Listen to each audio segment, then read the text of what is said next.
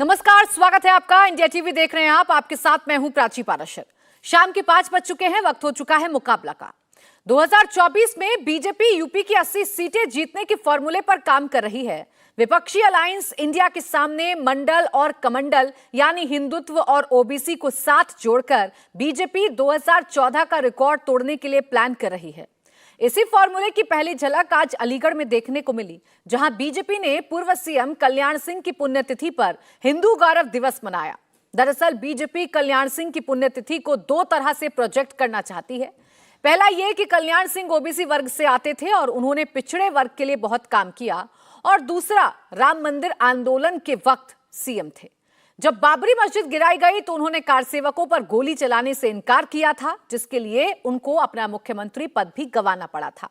आज अलीगढ़ में अमित शाह ने भाषण के दौरान कहा कि पिछले 9 सालों में मोदी सरकार ने गरीब कल्याण, पिछड़ों का सम्मान और राम मंदिर का अधूरा काम पूरा किया है। इसलिए 2024 में यूपी की 80 सीटें जितानी है। तो वहीं दूसरी तरफ विपक्षी एकता में अलग अलग नेताओं की अलग अलग डिमांड है। अखिलेश यादव को वो सीटें चाहिए जहां वो पिछले चुनाव में पहले और दूसरे नंबर पर थे। तो आम आदमी पार्टी दिल्ली और बाकी राज्यों में कांग्रेस के खिलाफ माहौल बनाने में लगी है। बंगाल में ममता बनर्जी और लोकसभा में नेता प्रतिपक्ष और कांग्रेस नेता अधीर रंजन चौधरी आमने सामने हैं। ऐसे में सवाल यह है कि बीजेपी के मंडल प्लस कमंडल के जवाब में विपक्ष के पास क्या फॉर्मूला है। आज इसी पर करेंगे चर्चा, लेकिन पहले सुनिए 2024 चुनाव को लेकर अमित शाह क्या दावा कर रहे हैं और उनके दावे पर क्या कह रहे हैं अखिलेश यादव। कि नरेंद्र मोदी जी के नेतृत्व में 2024 के शुरू में ही रामलला 550 साल के बाद अपने निज घर के अंदर, अपने भव्य मंदिर के अंदर विराजेंगे। गरीब कल्याण, पिछड़ों का सम्मान और राम मंदिर का अधूरा काम, ये तीनों कामों को ये 9 साल के अंदर अंजाम तक पहुंचाने का काम किया है। 2024 में चुनाव आने वाला है। आप बताइए, 73 सीटों का रिकॉर्ड तोड़कर 80 की 80 सीटों पर कमल खिलाएंगे क्या? अरे हम सब जोर से उन्हें खिलाएंगे। श्रद्धेय बाबूजी को इससे बड़ी श्रद्धांजलि कोई नहीं हो सकती। मित्रों, 80 की 80 सीटों पर एक बार कमल खिलाइए, मोदी जी को फिर से प्रधानमंत्री बनाइए। वो सामाजिक साजिश और षड्यंत्र के तहत है। ये लड़ाई जरूर लंबी है, लेकिन हमें समय समय पर भारतीय जनता पार्टी की साजिश से सावधान रहना पड़ेगा। उनके समय समय पर षड्यंत्रकारी नारों से भी सावधान रहना पड़ेगा। इसी पर करेंगे चर्चा। उत्तर प्रदेश में किसका चलेगा जादू, किसका फॉर्मूला हिट रहेगा, इसी पर चर्चा करने के लिए खास मेहमान हमारे साथ हैं। प्रेम शुक्ला, प्रवक्ता भारतीय जनता पार्टी, अरुण राजभर, प्रवक्ता एसपी, मल्लूक नागर, प्रवक्ता बीएसपी, अजीज खान, प्रवक्ता समाजवादी पार्टी और पंकज श्रीवास्तव, प्रवक्ता कांग्रेस हमारे साथ हैं। आप सभी का बहुत बहुत स्वागत है। प्रेम शुक्ला जी, क्या आपको भी लग रहा है कि 2024 में जो टारगेट आप लोगों ने सेट किया है 80 में से 80 सीटें जीतना, ये एक मुश्किल टारगेट है और इसीलिए मंडल प्लस कमंडल का एक नया फॉर्मूला आप लोग देने की कोशिश कर रहे हैं, एक मुश्किल फॉर्मूला देने की कोशिश कर रहे हैं? देखिए प्राची जी, जब आदरणीय नरेंद्र मोदी जी ने 2014 में 272 प्लस का जो है लक्ष्य संकल्प में लिया, तो हर किसी को लगता था कि तो असंभव लक्ष्य है, भारतीय जनता पार्टी अकेले के बूते पूरे देश में 272 सीटें कैसे जीतेगी। पिछली बार जब समाजवादी पार्टी, बहुजन समाज पार्टी, राष्ट्रीय लोकदल जैसे दल उत्तर प्रदेश में जब एक गठबंधन में आ गए और कांग्रेस से उनका रणनीतिक गठबंधन हो गया और भारतीय जनता पार्टी ने 300 प्लस का नारा दिया, तब लोगों ने हंसना शुरू कर दिया था और इसे हास्यास्पद टारगेट कहा था। लेकिन जब जनादेश आया तो भारतीय जनता पार्टी 303 सीटें जीतने में सफल हुई थी और उत्तर प्रदेश में भारतीय जनता पार्टी के नेतृत्व वाले गठबंधन को 64 सीटों पर सफलता हासिल हुई थी। इस बार हमारे साथ हमारे गठबंधन के साथी दलों की संख्या बहुत बड़ी हुई है। आदरणीय नरेंद्र मोदी जी की लोकप्रियता में इजाफा हुआ है, भारतीय जनता पार्टी की सरकार ने जिस तरह से काम किया उसमें इजाफा है और हमारे गठबंधन में जो है नए साथी भी आए हैं ऐसे में भारतीय जनता पार्टी अगर 80 की 80 सीटों को लक्षित करती है तो यह लक्ष्य जो है वो साधने की निश्चित तौर पर सीमा में है और भारतीय जनता पार्टी इस लक्ष्य को साधने में सफलता हासिल करेगी। ठीक है प्रेम शुक्ला जी, जिस तरीके से राम मंदिर का जिक्र एक बार फिर से किया जा रहा है, अब लोग उंगली पर गिनने लगे हैं दिन कि ऐसा तो नहीं कि चुनाव नजदीक आ रहे हैं और बीजेपी फिर आ गई है अपने उसी पुराने एजेंडे पर। देखिए, राम मंदिर के बारे में तो 2019 के चुनाव तक तो हमारे कांग्रेस के, सपा के, बसपा के साथी पूछते थे कि मंदिर वहीं बनाएंगे, तारीख नहीं बताएंगे। 1989 से पालमपुर के भारतीय जनता पार्टी के राष्ट्रीय अधिवेशन से जब से राम मंदिर हमारे मुद्दे में आया, हमारा जो है संकल्प पत्र में जब से शामिल हुआ, तब से लोग सवाल पूछते थे। तो ये तो राम मंदिर मुद्दा वो बनाते थे। आज राम मंदिर का भव्य दिव्य निर्माण हो रहा है और उसका जो है प्राण प्रतिष्ठा वो जो जनवरी माह में हो जाएगी, जनवरी 2024 में जी। तो स्वाभाविक तौर पर इस देश के लोगों को पता है कि राम मंदिर के लिए संघर्ष किसने किया। राम मंदिर निर्माण का यह स्वप्न यदि साकार हो रहा है 550 वर्षों के बाद, तो राम भक्तों को तो उसका श्रेय जाएगा ही जाएगा। ठीक है अजीज खान जी, 80 में से 80 जीतने का दावा भारतीय जनता पार्टी भी कर रही है, 80 में से 80 सीटें जीतने का दावा आप लोग भी कर रहे हैं। रणनीति भारतीय जनता पार्टी की क्या रहने वाली है, टारगेट वोटर्स क्या रहने वाले हैं, कैसे भारतीय जनता पार्टी आगे काम करेगी, वो ज्यादा जमीन पर नजर आ रही है। आप लोग कैसे साधेंगे 80 में से 80 सीटों को, ये अभी तक नजर नहीं आ रहा है, न दिख रहा है। सिर्फ ओबीसी सम्मेलन आप लोग जरूर कर रहे हैं। देखिए प्राची जी, एक बात बहुत स्पष्ट है कि जनता को बार बार गुमराह नहीं किया जा सकता। जनता सर्वोपरि होती है। आज जिस तरीके से बीजेपी को 10 साल का वक्त इस देश की जनता ने दिया और इन्होंने क्या किया, इन्होंने सिर्फ धोखा दिया, लोगों को गुमराह किया। अभी पिछड़े समाज की बात कर रहे थे, दलितों की बात कर रहे थे और आज माननीय अमित शाह जी ने दलितों की बात बड़े जोर शोर से उठाई। यही दलित और यही पिछड़ा समाज है। आज आप देखिए भर्तियां हुई हैं, 69,000 शिक्षकों की भर्ती हुई, 4% आरक्षण, सिर्फ 27% आरक्षण है ना, 4% आरक्षण दिया गया, 23% ये खा गए। ये पिछड़ों के साथ हुआ है। आप इस बात को समझिए।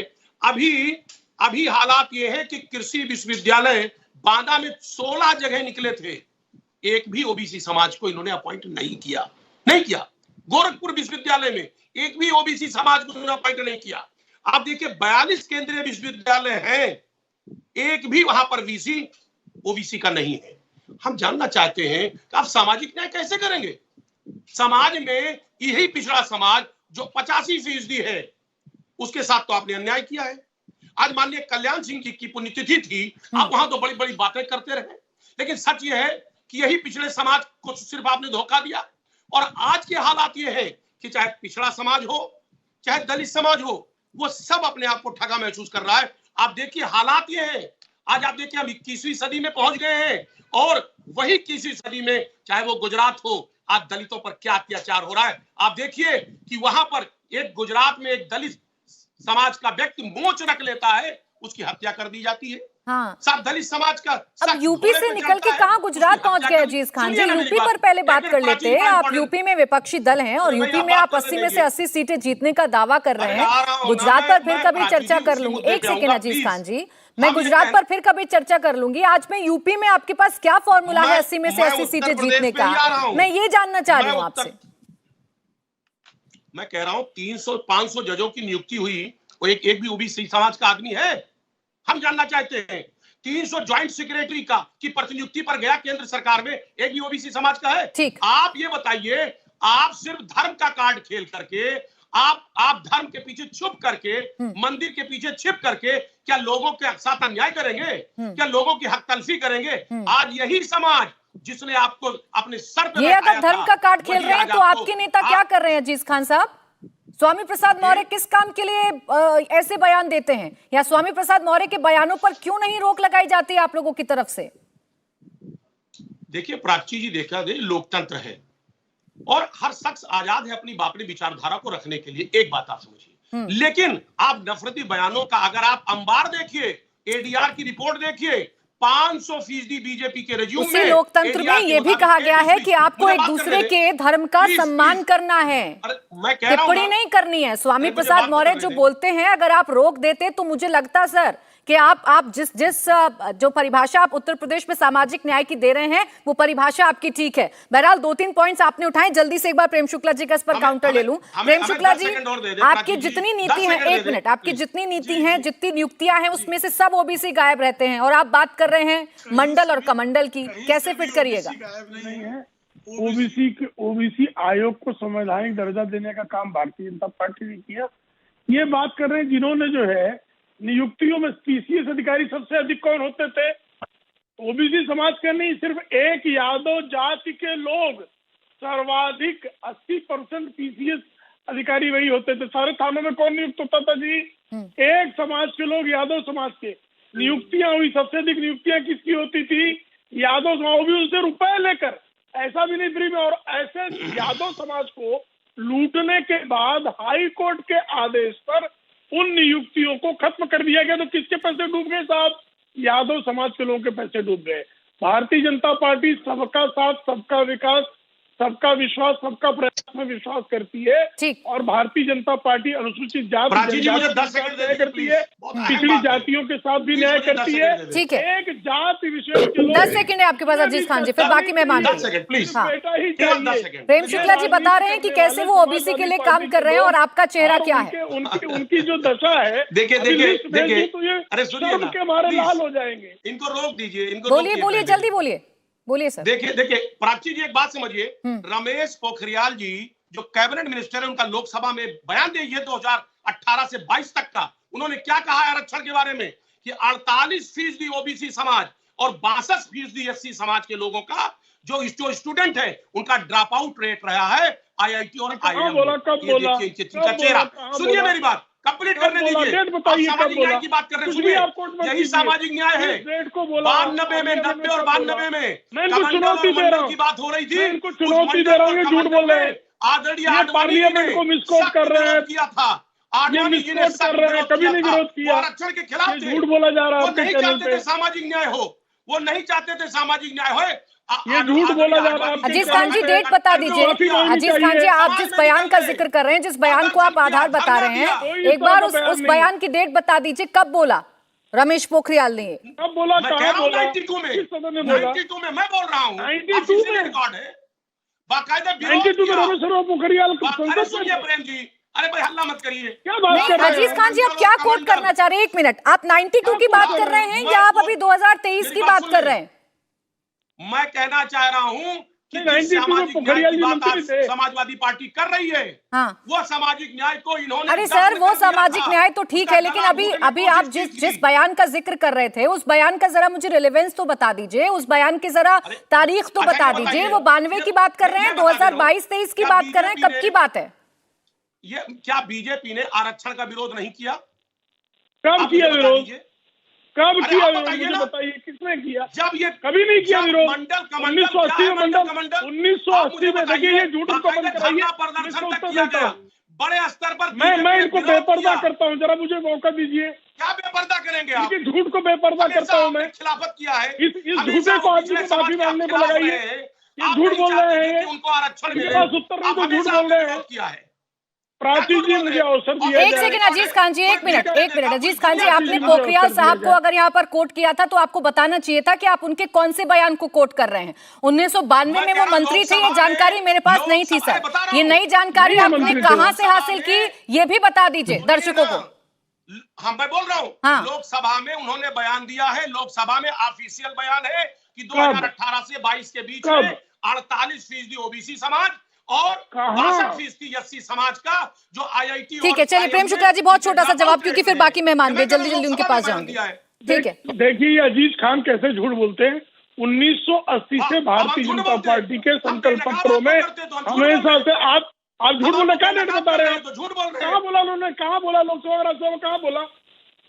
कुछ भी पक किए जा रहे हैं। पढ़ लिख के आया करें, आप पढ़ते लिखते हैं। कहाँ बोला? पूछ रहा हूँ, बताइए ना, हिम्मत हो तो बताइए ना। पढ़ लिख के आए तो डेट बताइए, डेट बताइए, कहाँ बोला मुझे बताइए ना। देखिए ये आपकी प्राची जी, ये क्या तरीका है ये? 1 मिनट रुक जाइए अजीज खान जी, उनको अपनी बात रखने दीजिए ना। आपने उनके नेता को कोट किया है तो जरा उनको जवाब देने दीजिए। अभी भी इन्होंने डेट नहीं बताया कि पोखरियाल जी ने कब, कहाँ, किस सदन में बोला, ये इन्होंने नहीं बताया। झूठ बोल रहे हैं, उन्होंने कभी नहीं कहा। दूसरी भारतीय देखिए, कब बताया? आप डेट बताइए, काउंटर करने के डेट बजाय बताइए, आपके पास डेट तथ्य बताइए। नहीं नहीं बोला है मैंने, आप मैं तो कह रहा तथ्य हूँ नहीं है और आप मैं बगैर कभी तथ्य की स्टेटमेंट बात नहीं करते रहा। हैं।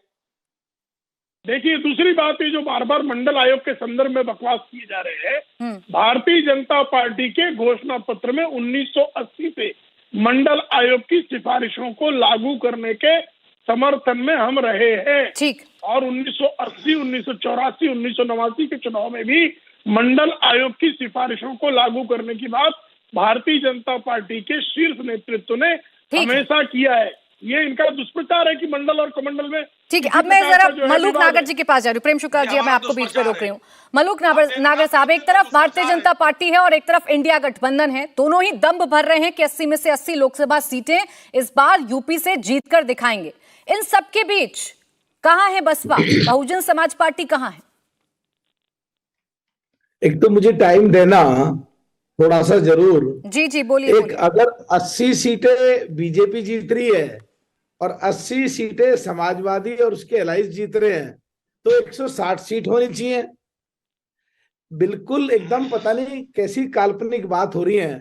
कुमारी बहन मायावती साफ कह चुकी हैं 4 स्टेट में चुनाव होने के बाद हम निर्णय लेंगे किसके साथ समझौता करें या ना करें। जिस हमारी 13.5% वोट इंटैक्ट है बिल्कुल, और जिधर भी लगा लें 2022 का चुनाव ले लें एमएलए के सेगमेंट में, या 2019 का एमपी का चुनाव ले लें, या 2014 का ले लें, या 2017 का ले लें, हमारे 13.5% वोट जिधर चले गए उधर ही एक तरफा जीत होती चली जाएगी। जहां तक बात है 2024 की, और जहां तक बात है आज पिछड़ों को, अब जो माननीय गृह मंत्री जी ने बात की है, एक चीज तो बहुत अच्छी है, किसकी 80 आएंगी किसकी 60 आएंगी पता नहीं, कि आज खुलकर के पिछड़ों की, दलित की, अकलियत समाज की बात हो रही है। और इसको हम आज के माहौल में, कई लोग होते हैं ट्रेडर कहते हैं जातियों की बात मत करो। अरे जब प्रधानमंत्री सदन में आके कहते हैं मैंने इतने पिछड़े मिनिस्टर बनाए, इतने दलित मिनिस्टर बनाए, और आज माननीय गृह मंत्री जी सीधा पिछड़ों की बात कर रहे हैं, ओबीसी की, तो बिल्कुल एकदम अच्छी बात है। और पिछली सरकारों में भी जहां तक बात है, सरकारों में पिछड़ों की वोट ले ली जाती थी, दिखा करके मिलता कुछ नहीं था। 20-25% में डीओपीटी। आप 13% वोट का जो जिक्र कर रहे हैं मलूक नागर साहब, मैडम प्लीज मुझे मेरी बात पूरी करने दो प्लीज। मैं काम की बात अभी मैं एकदम बोलने वाला हूं। आपकी काम की बात सर ठीक है, बस 1 मिनट मेरी 13% वोट पर आप अपना सवाल सुन लीजिए। आपने बोला कि 13% वोट हमारे साथ इंटैक्ट है, यही तो मैं जानना चाह रही थी कि 13% वोट जो आपके साथ इंटैक्ट है ये जाएगा कहां? अभी तो आप कहीं नहीं दिख रहे हैं। अभी मैंने जवाब दिया। 4 स्टेट में चुनाव होने के बाद कुमारी बहन मायावती जी निर्णय लेंगी और जिधर चला जाएगा उधर ही पूरा खेल हो जाएगा, एक तरफा जीत हो जाएगी। मैं क्या कह रहा हूं कि DOPT law justice standing committee में हूं मैं। पिछले दिनों हमेशा पिछली सरकारों में वोट ले ली जाती थी पिछड़ों की, जिनमें जाट, गुजर, यादव, पाल, सैनिक, कश्यप, सुनार, लोहार, कुमार और तमाम पिछड़ी जाति आती हैं, और उनको मिलता कुछ नहीं था। कम से कम आज बात हो रही है। और अभी भी जो आंकड़े आते हैं सामने, सरकार के बहुत सारे पद खाली पड़े हैं। ये केवल मात्र वोट लेने के लिए और सरकार बनाने के लिए केवल मात्र काम आते हैं। जब पश्चिम उत्तर प्रदेश को लें, सबसे पहले 10 सीटों पे चुनाव होगा। यहाँ पे 4 जाति बहुत बाहुल्य हैं, पिछड़े हैं, पिछड़ों में जाट हैं, गुजर हैं और मुस्लिम हैं और दलित हैं। आज की तारीख में भी यूपी में हमारा गुजर समाज से पिछड़े में एक मिनिस्टर है, हमेशा 2-2 कैबिनेट मिनिस्टर होते थे, और वो भी पूरा पश्चिम उत्तर प्रदेश में। मलूक नागर साहब, आप कहाँ हैं? उस 13% वोट को आप कह तो रहे हैं कि आप ये तय करेंगे चुनावों के बाद कि ये 13% वोट जाएगा कहाँ, लेकिन सोचिए वो पार्टी जो उत्तर प्रदेश की कमान संभाल चुकी है, अभी उसे ये निर्णय लेने में इतना वक्त लग रहा है कि 13% वोट हम लेकर कहाँ जाएं? हम इंडिया गठबंधन में जाएं या हम एनडीए गठबंधन में जाएं?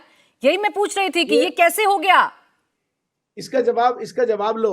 आप केवल अपने बोलने के लिए ऐसा आपको ठीक लग रहा है। राजनीतिक तौर पे हमको अपना वजन दिखाने के लिए, 4 स्टेट में अहमियत दिखाने के लिए, यूपी में 13.5% जिधर चला गया उधर हो जाएगा, और मध्य प्रदेश में, छत्तीसगढ़ में, राजस्थान ठीक। और इतना मालूम वोट है नागर कि जी, मेरे 7% बोलने से से 9% कोई बात नहीं हो कौन जाती है ना, चला मेरे गया? बोलने से कुछ ठीक या सही या गलत नहीं हो जाता है। जैसा दिख रहा है वैसा मैं आपसे सवाल कर रही हूं। अभी आप सबसे बड़ी पार्टी कभी उत्तर प्रदेश में हुआ करते थे, कभी आप उत्तर प्रदेश के मुख्यमंत्री भी आपकी पार्टी की तरफ से हुआ करते थे। अब आपको सोचना पड़ रहा है कि आप किधर जाएंगे, ये मेरा सवाल था। खैर, अरुण राजभर जी, सर एक मिनट रुक जाइए। अरुण राजभर जी, इसका जवाब तो ले लो मुझसे, आपने दे दिया सर इसका जवाब, इसका जवाब दे दिया आपने, आपका जवाब आ गया है इस पर। दोबारा से अरुण राजभर जी, ये लड़ाई पिछड़ों की है और इन पिछड़ों की लड़ाई में समाजवादी पार्टी का ये कहना है कि एनडीए का जो चाल चरित्र और चेहरा है वो सिर्फ झूठ का चेहरा है।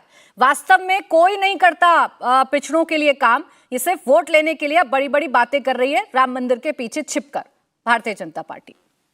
देखिए, समाजवादी पार्टी हो चाहे बसपा हो कांग्रेस हो, ये जब बात पिछड़ों की और दलितों की करते हैं तो ये अपने ही कारनामे को भूल जाते हैं। 3 अक्टूबर 2013 को किसकी सरकार थी? 46,500 भर्ती किसकी सरकार में निकली थी पुलिस की, और 33,600 अकेले एटा एटावा कन्नौज के लोगों की भर्ती हुई तो पूर्वांचल के लोगों ने क्यों विरोध किया था? क्यों पुलिस लाइन को तोड़ दिया था? क्या यह बात वो भूल गए? और ये मैं नहीं कह रहा हूं, ये इलाहाबाद हाई कोर्ट कह रहा है कि 3 अक्टूबर 2013 को उन्होंने आदेश दिया राज्य सरकार को कि इसमें 6 जातियां ही मजबूती से 27% आरक्षण का लाभ उठा रहे हैं। जो सामाजिक शैक्षणिक आर्थिक रूप से जो कमजोर है उनको आरक्षण का लाभ नहीं मिल रहा, इनको आरक्षण देनी चाहिए। तब तो ये सामाजिक न्याय की बात करने वाले लोग बंद कमरे में बैठ करके मलाई खा रहे थे और सफाई में नाच देख रहे थे, तब पिछड़ों की याद नहीं आई।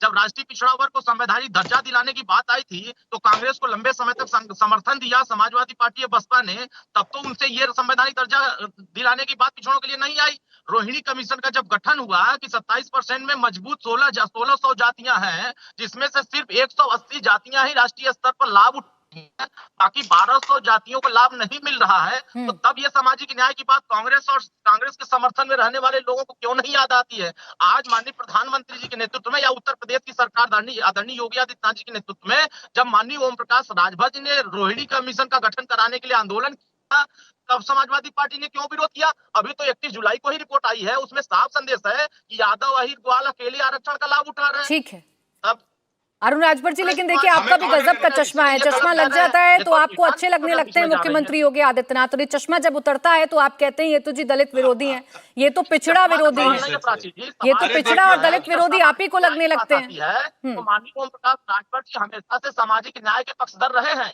चाहे वो समाजवादी पार्टी गठबंधन में, हम तो कह रहे हैं। बहुत छोटा सा जवाब दीजिएगा अजीज खान जी, क्योंकि आप ही पर सवाल उठाए इन्होंने कि आप विरोधी हैं, इसीलिए आपको छोड़कर भारतीय जनता पार्टी के साथ एक बार फिर गए ओम प्रकाश राजभर। देखिए अरे सुनिए, हो गई बात। एक सेकंड राजभर साहब, एक मिनट रुक जाइए राजभर जी, एक मिनट। पिछड़ों का सम्मान नहीं करना है हमें। ठीक है, आपकी बात आ गई सर, आपने जिस पर सवाल उठाए हैं मुझे जवाब लेने दीजिए। बोलिए अजीज खान जी। ये देखो, आप बताइए, देखो चिल्लाते हैं भाजपाई, हमने अंतरराष्ट्रीय रिपोर्ट बना दिया। आप सुन लो, ये सब पूरी बात आप सुनिए मेरी बात। ये पानी पी के अभी तक गरिया रहे थे, सामाजिक न्याय की बात कर रहे थे। किससे मांग रहे थे सामाजिक न्याय की बात? मिल गया सामाजिक न्याय, आप चले गए, आपका चाल चरित्र चेहरा सब दिख रहा है, आप बेनकाब हो गए हैं। अब राजनीति करने की हैसियत में नहीं बचे हैं माननीय ओम प्रकाश राजभर जी। अब वो तो बार्गेनिंग करते हैं, वो अपने आप को बेच रहे हैं। सुनिए मेरी बात, एक मिनट सुनिए, मैं बताऊं आज की जो परिस्थिति है वो बहुत ही निंदनीय है। आप कब कहां चले जाएं, कब पाला बदल ले, कब किसको सही कहे, कब किसको गलत कहे, यकीन मानिए आप पर। अच्छा ठीक है अजीज खान जी, ये फॉर्मूला आप पर भी लागू होता है ना? आप तो ये सीधा कहते हैं कि आप लोगों के साथ आकर देख लिया, आप बिल्कुल गंभीर नहीं है ओबीसी के लिए, पिछड़ा समाज के लिए, इसलिए भारतीय जनता पार्टी के साथ वापस आए। एक मिनट रुकिए, पंकज श्रीवास्तव जी, एक सेकंड। पंकज श्रीवास्तव जी, यूपी में आपके नए अध्यक्ष बनते हैं, आप लोग अपना अलग एक दावा कर देते हैं, प्रियंका गांधी राहुल गांधी कैसे आगे रहेंगे उत्तर प्रदेश में, आप ये बातें कह देते हैं, लेकिन इस बीच कहां कांग्रेस इंडिया गठबंधन में है? रुक जाइए सर एक मिनट, अजीज खान जी। प्राची जी, बहुत धन्यवाद कि आपको याद आया कि कांग्रेस का भी प्रवक्ता है यहाँ पर, बहुत शुक्रिया। मैं अपनी बात कहूं इसके पहले, चूंकि भाजपा के प्रवक्ता ने एक झूठ बोलने का आरोप समाजवादी पार्टी के प्रवक्ता पर लगाया है और देश की जनता को ये जानना चाहिए कि इस तरह से नहीं कहना चाहिए। मेरे पास इंडियन एक्सप्रेस की रिपोर्ट है जो 27 अगस्त को छपी है। इसमें लिखा है कि संसद में मानव संसाधन विकास मंत्री रमेश पोखरियाल निशंक ने लिखित उत्तर में जानकारी दी कि आईआईटी से बाहर निकलने वाले 371 छात्र अनुसूचित जाति के हैं, 199 अनुसूचित जनजाति के हैं और 601 अन्य पिछड़ा वर्ग के हैं। तो सबसे पहले तो मैं दर्शकों आपको ये बता दूं कि जो ये कहा जा रहा था कि ड्रॉप आउट जो हो रहे हैं वो ज्यादातर एससी एसटी और ओबीसी के हैं, वो एक फैक्ट है और भारतीय जनता पार्टी के प्रवक्ता महोदय ने जो कहा ये झूठ है वो दरअसल गलत है। मैं आपको तारीख की बात कर रहे थे, मैं तारीख आपको बता दूं। नहीं, मैंने ये नहीं कहा, मैंने ये कहा वो कह रहे थे कि ओबीसी का विरोध कर रहे थे रमेश पोखरियाल। नहीं, आपने उनका बयान नहीं सुना, आपने उनका बयान नहीं सुना, मैंने तारीख पूछा ना, किस बारे में पूछा? उन्होंने कहा ओबीसी आरक्षण का विरोध किया पोखरियाल ने। नहीं, आप झूठ बोल रहे हैं ना, आप झूठ बोल रहे हैं, आप झूठ बोल रहे हैं, आप झूठ बोल रहे हैं, आप झूठ बोल रहे हैं, कांग्रेस और सपा झूठ बोल रही है, आप झूठ बोल रहे हैं श्रीवास्तव जी, श्रीवास्तव जी आपका झूठ है। मैं तो अभी भी कह रहा हूँ सही, मैं सही था, आप झूठ बोल रहे हैं, आपका झूठ पकड़ा गया, आप दोनों के झूठ बेनकाब है, आप झूठे हैं, सिद्ध है, सुप्रीम कोर्ट सर्टिफाइड झूठों का एक और झूठ, रिवाइंड करिए, ये झूठ रिवाइंड में कर लीजिए, रिवाइंड कर लीजिए, मैं प्राची जी कह रहा हूँ, रिवाइंड कीजिए इसी मुद्दे पर, रिवाइंड कीजिए प्राची जी। अच्छा ठीक है प्रेम शुक्ला जी और पंकज श्रीवास्तव जी, इस बहस को मैं आगे बढ़ाऊंगी। उत्तर प्रदेश में किसका कितना सिक्का चलेगा, और पंकज श्रीवास्तव जी एक सेकेंड, पंकज श्रीवास्तव जी अब किसी के पास तो मैं आखिर में आऊंगी ना। कांग्रेस अगर जमीन पर देखेगी, आपने कहा कि बहुत अच्छा, आपको याद तो आया कि कांग्रेस के प्रवक्ता इस डिबेट में है कि नहीं। मैं तभी तो कह रही हूँ सर कि आप लोग हैं कहाँ, कि आपको याद दिलवाना पड़ रहा है कि हम भी हैं। जमीन पर तो दिख जाइए कम से कम। एक छोटा सा ब्रेक ले रही हूँ, ब्रेक से फौरन वापस लौटेंगे। देखते रहिए मुकाबला।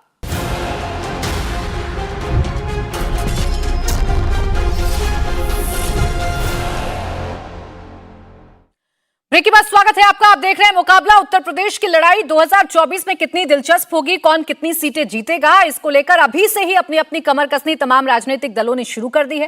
भारतीय जनता पार्टी ने आज अलीगढ़ में एक बड़ा कार्यक्रम किया और यहां से एक संदेश दिया मंडल और कमंडल एक साथ होने का।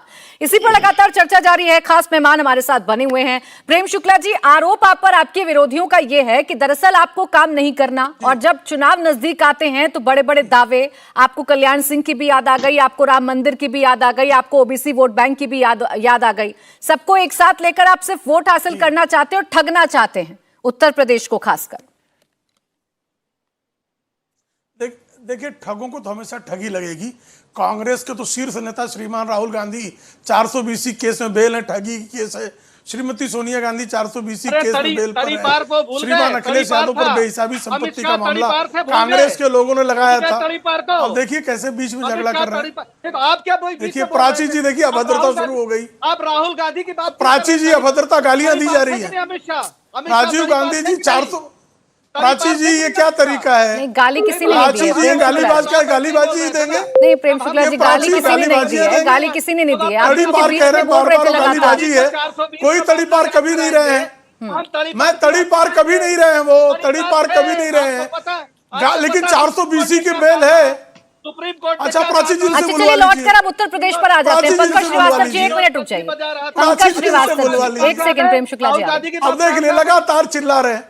देखिए गालीबाजी करने के अतिरिक्त कुछ नहीं कर सकते ये लोग। दूसरा चिल्लाए तो गलत है। गालीबाजी दो गालियां दो, अपना संस्कार दिखाओ। अपने माता पिता किस तरह से गटर संस्कृति में आपको पाले पोसे है ये बताना जरूरी है। आप किस तरह से जो है मैं आप दोनों से अनुरोध कर रही हूँ कि एक दूसरे पर पर्सनल टिप्पणी ना करके अब आइए लौटकर उत्तर प्रदेश पर आ जाते हैं। पंकज जी 1 मिनट रुकिए। Pankaj ji 1 minute, Prem Shukla ji 1 minute. मेरा आप सबसे अनुरोध है कि प्लीज किसी पर कोई पर्सनल टिप्पणी ना करें तो ज्यादा बेहतर रहेगा। अब आइए लौटकर यूपी पर आ जाती हूँ। सर यूपी पर जवाब दीजिए प्रेम शुक्ला जी कि ऐसे क्या काम ओबीसी के लिए आप लोगों ने किए हैं जो आपको लगता है कि फॉर्मूला आपका हिट हो जाए? जवाब दे रहा हूँ, लेकिन गालीबाजों की पार्टी जवाब देने तब ना। गालीबाजों की पार्टी गालियां बकने से जब चुप होता है। ठीक है, आगे निकलिए प्रेम शुक्ला जी। सिर्फ एक मुद्दा जो उन्होंने उठाया अभी अजीज खान ने, नहीं अब उसी पे आ रहा हूं मैं। जी। अजीज खान ने एक मुद्दा उठाया कि 60% लोगों को IIT IIM के जो पोस्ट है वो खाली है, ऐसा रमेश पोखरियाल जी ने संसद में कहा। संसद उन्होंने बयान दिया। बयान किस मुद्दे पर था? क्योंकि सेंट्रल ह्यूमन रिसोर्स मिनिस्ट्री जो है उसने जो है सेंट्रल एजुकेशन इंस्टीट्यूशन रिजर्वेशंस इन टीचर्स कैडर बिल 2019 लाया। इसके पहले क्या था कि हमारे जो रिजर्वेशन मतलब जो SC ST और OBC के लिए जो रिजर्वेशन था, उस रिजर्वेशन में यूनिट बाय यूनिट न कैलकुलेट करके, सारी फैकल्टी कैलकुलेट करके, जो पिछड़ी जाति के और अनुसूचित जाति जनजाति के लोग थे उनके रिजर्वेशन के अधिकार को कांग्रेस ही खा जा रहे थे। उससे मुक्ति दिलाने का काम किया भारतीय जनता पार्टी ने। जैसे रोहिणी आयोग का गठन किया गया तो पिछड़ी जाति के लोगों को लाभ पहुंचाया गया, जैसे जो है वो OBC कमीशन को संवैधानिक दर्जा दिया गया तो पिछड़ी जाति के लोगों को लाभ पहुंचाया गया। हमने LPG के गैस कनेक्शन दिए तो सबसे अधिक लाभ OBC SC ST लोगों को है। हमने प्रधानमंत्री आवास योजना मकान दिया तो सबसे अधिक लाभार्थी SC ST OBC के लोग हैं। हमने सौभाग्य योजना का लाभ दिया तो सबसे बड़े लाभार्थी SC ST OBC लोग हैं। अब ऐसे में लगातार जिन जातियों को कुछ जातियों ने पिछड़ी जातियों के नाम का सारा जो हक छीन लिया था, अब सारी जातियों को वो डिसेंट्रलाइज होकर बंट रहा है। तो कुछ जातियों के जो तथाकथित नेता हैं, जैसे सारे जो थाने थे उसमें यादव जाति के लोग बैठ गए थे, तो अब यादव जाति के लोगों को लग रहा है कि यार 1600 जातियों को मिल जा रही है, सारे OBC लाभ ले रहे हैं तो हमारा हक चले जा रहा है। तो ये निश्चित तौर पर बौखलाए हुए हैं। और जो लगातार उत्पीड़न करते थे मुस्लिम समाज के लोग, और मुझे बताइए SC ST सबसे अधिक एट्रोसिटीज केसेस वो 2012 से 2017 के बीच में। ठीक है अजीज खान जी, इस पर जवाब दीजिए। क्या ये बौखलाहट है क्योंकि आपको लग रहा है कि अब OBC में सबको मिल रहा है जो मिलना चाहिए, जिसके वो हकदार हैं? पहले जिसमें एक जाति का कब्जा हुआ करता था, एक सरनेम का कब्जा हुआ करता था, वो सब में बट रहा है। दुख इस बात का है, दुख इस बात का है कि आज जिसके नाम पर ये सत्ता में आए, सब बड़ी बड़ी बातें कर रहे हैं। प्रेम शुक्ला जी बड़े बुद्धिजीवी व्यक्ति हैं, लेकिन सच्चाई है इनको पता है कि जो उन्होंने सामाजिक न्याय की बात की थी, पिछड़े समाज को कुछ नहीं मिल रहा है। मैं कहिए पूरी सूची पढ़ दूं, देखिए पूरी सूची है मेरे पास, मैं पूरी सूची पढ़ दूं कि जिस तरह आप देखिए इलाहाबाद यूनिवर्सिटी में 200 से ज्यादा पद आप समझिए खाली रहे। कहां से कैसे 313 पोस्ट में सिर्फ 9 भरी गई, और उसमें एसोसिएट प्रोफेसर 735 में से सिर्फ 38 भरी गई। असिस्टेंट प्रोफेसर में आप जानिए 2232 में सिर्फ 1327 भरी गई। अब एक लाइन से पूरी सूची है। केंद्रीय विश्वविद्यालयों में क्या पोजीशन है? OBC समाज को सिर्फ और सिर्फ इन्होंने ठगा है। आज आप देखिए कहीं पर भी देखें जहां पर भर्तियां हो रही हैं, एक विशेष जाति को पूरी तरह से तरजीह दी जाती है। OBC समाज की बात तो कर रहे हैं, अगर ये वाकई में हक देना चाहते हैं, जातीय जनगणना क्यों नहीं कराते हैं? हम जानना चाहते हैं जातीय जनगणना क्यों नहीं कराते हैं? आप जातीय जनगणना कराइए, आज जिसकी जो संख्या हो उसके हिसाब से उसको हिस्सेदारी दे दीजिए। लेकिन ये नहीं चाहते, ये इसलिए नहीं चाहते क्योंकि इनके मन में काला है, ये कहीं ना कहीं जिसका जो हक है उसके हक को। अजीज खान साहब, आपके हिसाब से उत्तर प्रदेश में, एक मिनट, आपके हिसाब से उत्तर प्रदेश में इन्होंने कोई काम नहीं किया, खासकर OBC वर्ग सबसे ज्यादा प्रताड़ित है। उसके बावजूद जितने भी चुनाव अभी तक हुए हैं उसमें क्यों इनको सफलता मिल रही है? या तो आप विपक्ष का काम ठीक से नहीं निभा पा रहे हैं, जनता को बता नहीं पा रहे कि देखिए ये तो ठग रहे हैं आपको, या फिर इनका काम जनता को अच्छा लग रहा है, वो मोहर लगा रहे हैं उस पर। देखिए प्राची जी, चुनाव जीतना ये पैमाना नहीं है कि अच्छा काम कर रहे हैं। ये चुनाव जो जीत रहे हैं ये कहीं ना कहीं गुमराह करके, झूठ बोल के, नफरत का बीज पैदा करके ये चुनाव जीतने का प्रयास। लेकिन जनता अब होशियार हो गई है, समझ गई है, बड़ी उम्मीद के साथ बैठी थी। अजीज खान साहब, आप यहाँ जनता को, आप जनता को इतना भोला भाला प्रोजेक्ट करने की कोशिश कर रहे हैं कि कोई भी आएगा और गुमराह कर चला जाएगा, कोई भी आएगा और गुमराह करके चला जाएगा जनता को। क्या ऐसे ही आप लोग भी राजनीति करते हैं कि आइए और जनता को गुमराह करके चले जाइए? कर्म के आड़ में किया ही है। आज बेरोजगारी चरम पर है, महंगाई चरम पर है, अब क्या नहीं है? क्या जनता नहीं देख रही है? क्या लोगों को अंदाजा नहीं है? जनता ने क्या ये 2022 में नहीं देखा अजीज खान साहब? 2022 के बाद जो उपचुनाव हुए क्या उसमें नहीं देखा जनता ने ये? या आप दिखा नहीं पाए? ये बताइए, आप दिखा नहीं पाए क्या जनता को कि बेरोजगारी देखिए, आप पिछड़े लोगों पर संकट देखिए? मेरी बात कंप्लीट करने दो। हाँ, बोलिए। आप एक बात बताइए, क्या इन्होंने सामाजिक न्याय की बात नहीं कही थी? इन्होंने कहा था हम समाज में न्याय देंगे, जातीय जनगणना क्यों नहीं करा रहे? ठीक, आज समाज में न्याय क्यों नहीं दे रहे लोगों को? आप बताइए कि ये क्या जातीय जनगणना? अरुण राजभर जी, ये बिल्कुल नहीं। अरुण राजभर जी जवाब दे दीजिए। विरोध कराएंगे क्यों विरोध करेंगे? क्योंकि उनका अरे सर, ये अगर इतना विफल हैं, यही तो मेरा बेसिक सा सवाल था अजीज खान जी, कि फिर आप जनता को शायद दिखा नहीं पाए आईना, आप जा नहीं पाए जनता में कि ये लोग कितने धोखेबाजी कर रहे हैं। आप बताते तो शायद आपको चुनकर भेजती जनता। अरुण राजभर, लोगों के बीच में आपने तो जनता को ही बता दिया गुमराह जनता, वोटर्स पर ही आप लोग तो वार करने लगते हैं। अरुण राजभर जी, जवाब दीजिए इनकी बातों का। जब जनता में जब व्यक्ति रहता है, जो दल जनता के बीच में रहता है, तो जनता का विश्वास उसके प्रति रहता है। जो एसी कमरे में बैठकर बड़ी बड़ी बातें करता है कि हम ये कर देंगे, वो कर देंगे, ये होना चाहिए, वो होना चाहिए, अरे भैया आपकी सरकार थी, आपने क्यों नहीं किया ये भी बताना चाहिए। क्योंकि आपको भी तो जनता एक बार नहीं, दो बार नहीं, तीन बार नहीं, चार बार मौका दिया।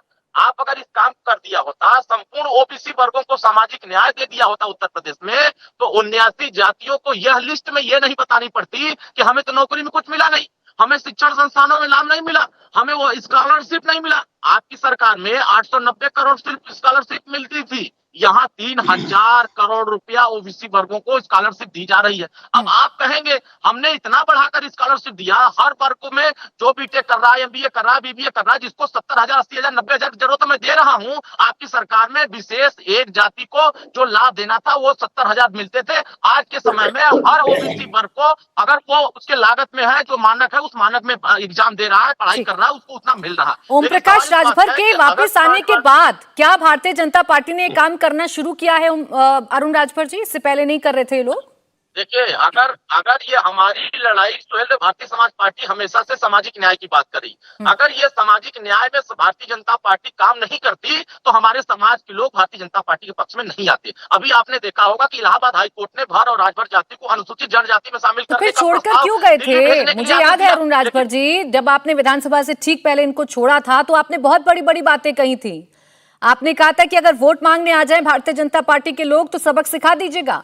आपने कहा था कि ये तो पिछड़ा विरोधी हैं। आपने कहा था ये कोई काम नहीं करते हैं। पुरानी चीजों ये फिर भाग जाएंगे, रुक जाइए जी, ये फिर भाग जाएंगे, फिर ऐसे बोलेंगे, समाज को फिर गाली देंगे। हम आपको बता दे रहे हैं, हम इन लोगों की तरह जो है पिछड़ों को आगे बढ़ाएंगे, बीजेपी में भी रुकने वाले नहीं है। नौकरियों में हिस्सेदारी थी इनकी सरकार में 10 लाख रुपया। इनको किसी का न्याय दिलाने का मकसद नहीं है, किसी को न्याय से इनका कोई मतलब नहीं है। ठीक, अजीज खान जी, मैं बात कर रही थी ना उनसे, आप लोगों का अपना दर्द भी झलक आता है। आपको छोड़कर गए ओम प्रकाश राजभर जी और आप पर भी बड़े बड़े आरोप लगाकर गए। पंकज श्रीवास्तव जी, रुक जाइए एक सेकंड।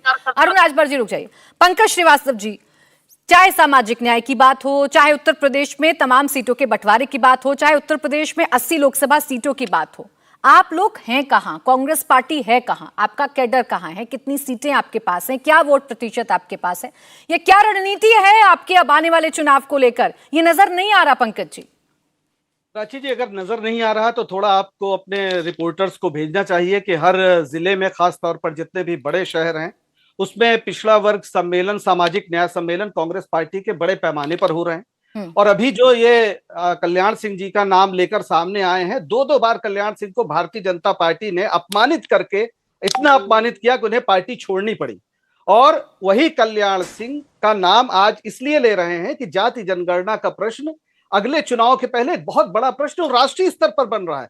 देखिए, जो इंडिया गठबंधन है और वो जिन मुद्दों को लेकर आ रहा है, राहुल गांधी ने कहा है जितनी आबादी उतना हक, ये पूरा जो नैरेटिव बन रहा है पूरे देश में, उससे घबराए हुए हैं। तो अब ये कल्याण सिंह को खोज रहे हैं। पिछली बार तो इन्होंने नहीं मनाया था उनकी पुण्य स्मृति में कोई दिवस, इस बार वो मना रहे हैं। तो ये इनकी घबराहट दिखाता है बहुत साफ। अभी ये बड़े बड़े दावे जो उत्तर प्रदेश के लिए कर रहे हैं, ऐसे ही दावे कर्नाटक में किए गए थे। कर्नाटक में भी 2/3 सीटें अमित शाह जी जिता रहे थे, वहां की जनता ने जवाब दे दिया। और उत्तर प्रदेश में भी आने वाले दिनों में आपको बहुत स्पष्ट हो जाएगा कि कौन कहां है। और इस चुनाव में 2024 के पहले जो चुनाव है, देखिए इन्होंने साफ कर दिया, साफ। अरे यार, आप तो कहते थे चल सन्यासी मंदिर में, आपको क्या जवाब दे? आप तो 4 महीने पहले तक चल सन्यासी मंदिर। अरे राजभर जी, आप तो चल सन्यासी मंदिर में 4 महीने पहले कह रहे थे, वो सब मत बोलिए, कोई मतलब नहीं आपका। आपको हम क्या बोले, आप कल हमारे पास आ जाएंगे। छोड़ दीजिए वो सब छोड़ दीजिए। आप इस विषय पर बात ना करें, आप उस विषय पर बात ना करें, आपको शोभा नहीं देता, कल परेशान हो जाएंगे। आप चल सन्यासी मंदिर में, अब सन्यासी कल फिर हो जाएंगे। इसलिए आपको हम कोई जवाब नहीं देंगे। लेकिन उत्तर प्रदेश आप में अपने जो छत्तीसगढ़ में करा लो ना, 10,000 करोड़ गन्ना किसानों का बकाया है। आज उत्तर ठीक है पंकज जी, आप जो जितनी भी बातें कह रहे हैं, आपने कर्नाटक का जो एग्जाम्पल दिया, कर्नाटक के एग्जाम्पल में आपने उसे यूपी से जोड़कर देखा। सर यूपी में 2 लड़कों का कमाल भी देखा है ना, यूपी के 2 लड़के नारे दिए था ना, क्या हुआ था उस चुनाव में? अरे तो अब और पीछे जाएंगे तो 2 सीटों पे भारतीय जनता पार्टी सिमटी हुई थी, इसका कोई मतलब है? अरे 2 सीटों पे 40-50 साल तक। तो अभी आप कहाँ हैं? चलिए मैं प्रेजेंट की बात कर लेती हूँ, मैं इतिहास पर नहीं जाती हूँ। चलिए अभी बता दीजिए आपके पास कितनी सीटें हैं, आप कैसे आगे चुनाव लड़ रहे हैं? अमेठी और वाराणसी का दावा आपने कर दिया, आपने पूछा अजीज खान साहब से कि 2 सीटें आप लड़ेंगे कि नहीं लड़ेंगे, आपने तो दावा कर दिया। वो आपके सामने नहीं पूछेंगे ना। अभी मुंबई में मीटिंग हो रही है इंडिया की, इंडिया गठबंधन की बैठक मुंबई में हो रही है। मेरे सामने नहीं पूछेंगे, लेकिन मेरे सामने दावा तो कर ही रहे हैं ना, यही अंतर है। दावा कर रहे हैं। प्रेम शुक्ला जी जवाब दे दीजिए इनकी बातों का, रुक जाइए। आपको कल्याण सिंह जी की याद इस वजह से आ रही है क्योंकि आपको पता है सामने इंडिया गठबंधन है। राजभर जी रुक जाइए। दिल्ली में जी देखिए, जिनको अमेठी और रायबरेली में भी जमानत नहीं बच रही है, जिनको समाजवादी पार्टी से समझौता करने के बाद भी केरल में जाके कह रहे हैं कि उत्तर भारत के लोग जो है वो जाके भीख मांगते हैं आके दक्षिण भारत में। वो कहा कि महाराष्ट्र में सारे लोग जो है भीख मांगने उत्तर प्रदेश के लोग चले जाते हैं। जो इस तरह की बातें करता हो, जिस पार्टी का जनरल सेक्रेटरी विरोधी दल के मतदाताओं को राक्षस कहता हो, जो कुंठा और हताशा के इस दौर में जाके गिरे हो, वो कृपा करके मुझे बताइए। जाति जनगणना की बात कर रहे थे तो भाई साहब कृपा करके बताइए, नेहरू जी, इंदिरा जी, राजीव जी, सोनिया जी सब सत्ता में थी तो जाति जनगणना क्यों नहीं कराया? आपको पता था कि इतना बढ़िया इलाज है, सबका अधिकार मिल जाएगा। तो नेहरू जी पिछड़ा जातियों के विरोधी थे, इंदिरा जी विरोधी थी, राजीव जी विरोधी थे, सोनिया जी विरोधी थी, अभी राहुल जी एक आ गए समर्थन में। तो अगर जाति जनगणना इतने दिनों तक नहीं हुई तो ये किसका कुकर्म है? कृपा करके बता दीजिए जरा, किसका कुकर्म है? कृपा करके बता दीजिए जरा। अगर जाति जनगणना ही सबसे बड़ा इलाज है तो ये आपने क्यों नहीं किया? नेहरू जी, इंदिरा जी, राजीव जी और सोनिया जी इसके लिए पाप के हिस्सेदार हैं कि नहीं है? और ये कैसे आप जो है पाप प्रक्षालन करेंगे, जरा बताइए। ठीक है, मैं पंकज जी आपसे इस बात का जवाब लूं उससे पहले मलूक नागर जी, जो ये एक बड़ा पॉइंट उठाया जा रहा है पूरे विपक्ष की तरफ से, जातीय जनगणना को लेकर घेरा जा रहा है, ये क्या सिर्फ 2024 के चुनाव को साधने के लिए मुद्दे बनाए जा रहे हैं और बसपा का इस पे क्या स्टैंड रहेगा? देखिए प्राची जी, अभी जो हमारे जो अजीज खान साहब हैं वो 85% कह रहे थे और आपके टेलीविजन पे ये 42 से 45% पिछड़े आ रहे हैं।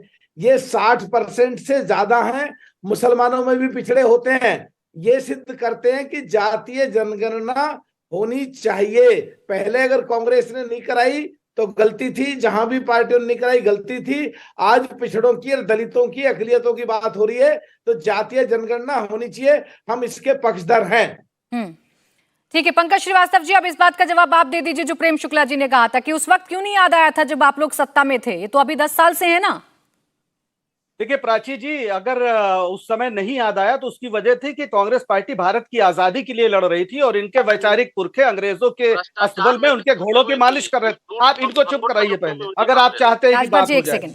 2014 तक आजादी की लड़ाई लड़ते रहे आप लोग। अंग्रेजों ने ही स्थापित किया पार्टी, जिस पार्टी को अंग्रेजों ने स्थापित किया, जिस पार्टी के प्रधानमंत्री एडविना के चरण दबाते हुए पाए गए, जिस पार्टी ने पहला गवर्नर जनरल जो अंग्रेज बनाया, जिस पार्टी के 16 जनरल सेक्रेटरी अंग्रेज रहे, अंग्रेजों की अवैध औलादें अब दूसरों पे अंग्रेजों की अवैध औलादें अंग्रेज की